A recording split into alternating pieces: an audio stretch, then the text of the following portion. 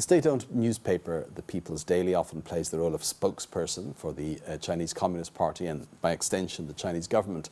So a recent editorial lauding a tougher stance on foreign policy could be seen as a warning that a less flexible attitude in this area is likely to continue.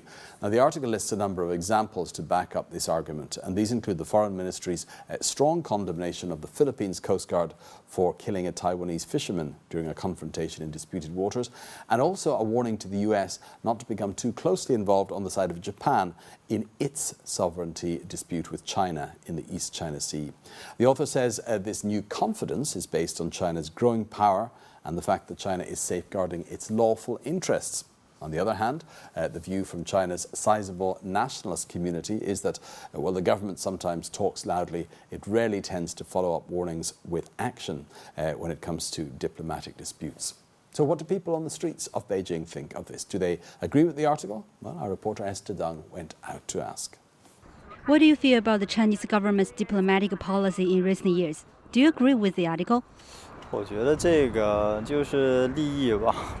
it comes to foreign policy, I think it's still down to that famous phrase, there's no permanent friends or foes, only permanent interests. And a country's foreign policies have to change with the circumstances. For instance, Japan has been so uncompromising over the Diaoyu Island issue, so we should treat them in kind. I feel our foreign policy stance is becoming tougher and tougher. On lots of occasions, waging war or getting involved in conflict isn't necessarily the most effective way to solve problems. What is effective is to deter others. And as our country's power grows, we have the ability to be tougher in the diplomatic area. I feel our foreign policy is just the same as it was 10 years ago, and all we do is warn and condemn. To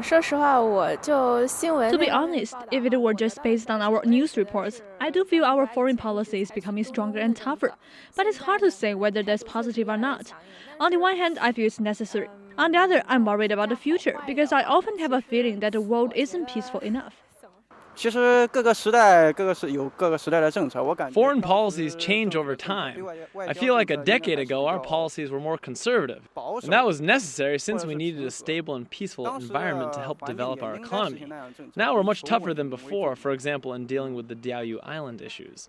But I'm confused that in terms of territorial disputes, it always seems that our military has one story and our foreign ministry has another. I don't know who we should believe.